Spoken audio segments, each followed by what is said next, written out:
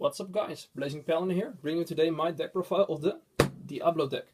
It's been a while since I uploaded any videos because I was really busy with school, and since my finals were done and I passed the year, I finally have some time to upload some videos. So, without further ado, let's get started.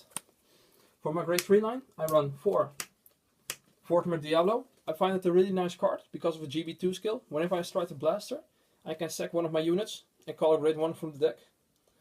And whenever I strike Spectral, I can call another one and give it a 3k boost.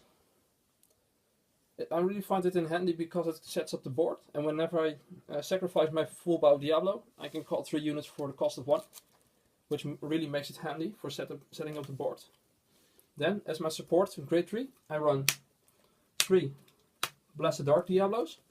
It's been around for a while. It's really strong as a standalone deck, but for now it's just a support whenever I don't have the Vortimer in hand.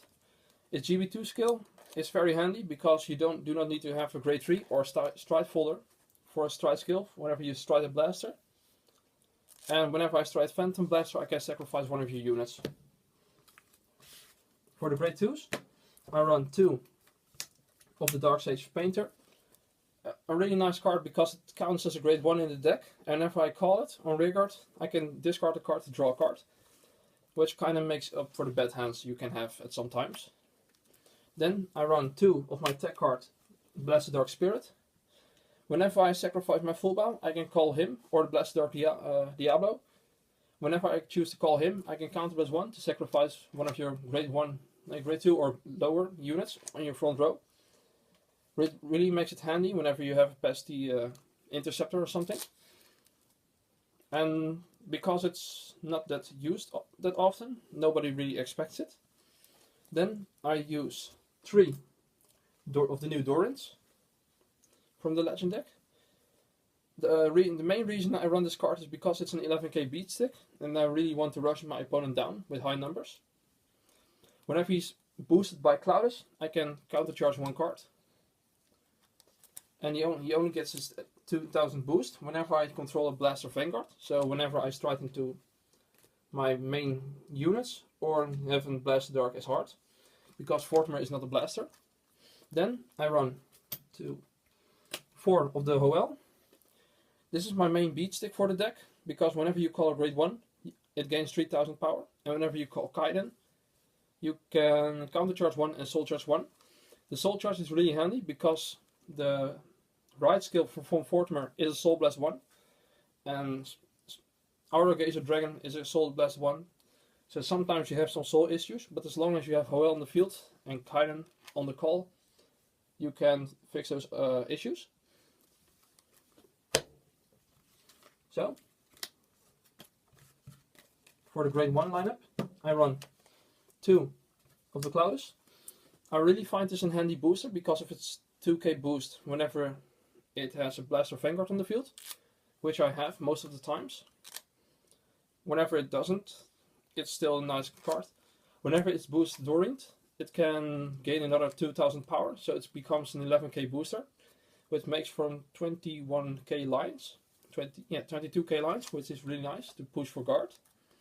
Then I only run 2 of the Stride Folder because I haven't found any issues with striding at all during my playtesting of this deck. So 2 is the magic number for me. Gives me more options to run multiple cards I like to tech in this deck. Then I run 4 of the Kaidens. Whenever Kaiden is sacrificed for a skill, and I have a Diablo Vanguard, I can choose one of my Vanguards, again it gains plus 5k and 1 skill. Whenever the attack hits, I can call 1 grade 1 from the deck, and whenever I have an Hoel on the field, it gains plus 5k. Makes for really sweet numbers, and whenever I call my Dark Sage Painter, I have another attack that can most of the time hit the Vanguard, unless my opponent had the trigger against me. Then I only run 3 of the Sharons. I'm kind of thinking about buffing it up to 4, because sacrificing my units is a pretty big deal in this deck. So most of the times I do not have any issues with this card, and whenever I do not have Sharon on the field, my Kaidens will preserve for backup because of the call skill whenever I hit. And for the last grade 1, I run 4 of the G Perfects, because counterblasting is sometimes an issue, and G Perfects really helps in that case. Then, for the grade 0s, I run Full Bow Diablo. Whenever it's sacrificed, I can call a blaster from the deck, Spirit or Diablo, which makes for a 1-for-1. And whenever I use it in the situation with Fortimer and Spectral, I can call 3 units for the cost of 1. So that's really handy and sets up the board really hard. Then I run 8 criticals, 4 of the soul charge draws, and 4 heal triggers. You might have noticed that all my cards are foiled because, yeah, it's my pimp deck and my main deck I prefer to use. It hasn't seen any tournament play, but in the casual play games it really goes good, so why not? And because the Shadow Paladin clan was the first clan I ever used at a tournament, it kind of stick with me. I played almost every Shadow Paladin deck, but I sold my Revengers because I found out it was really boring with new skills. So, for the stride units, I use 3 Aura Geyser and 1 Doomed. Aura Geyser is my main guy for the GB2 in the early game. Its skill is, when it attacks, I can Counterblast and Soul Blast. I can sacrifice 2 units, or just 1 Sharon. Whenever I do that, I can check the top 2 cards of the deck. If it is a grade 1 or lower, my Aura Geyser gains 5k for each card. Then I add it to the hand. Doomed is a Counterblast 1. I can flip up 1 Aura Geyser. It's a main phase ability, so that's really handy. So you don't need to sacrifice during your battle phase.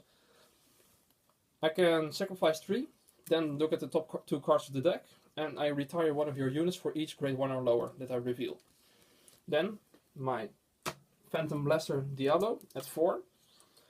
It is still a really nice finisher, but it works a bit better in the Death Spray combination.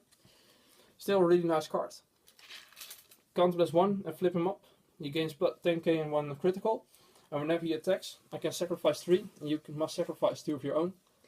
And if you can't, you cannot guard, which really gives up the pressure. And whenever your opponent plays a bit dumb or forgets about his skill, you can really end the game in 1 attack.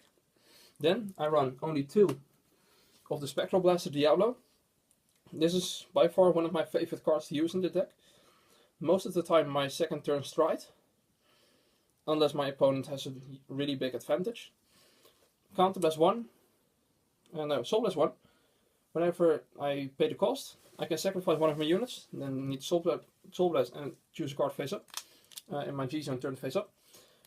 Then my Vanguard gains a skill, GB2. Oh, no, GB3. Wow, I really need to read my cards.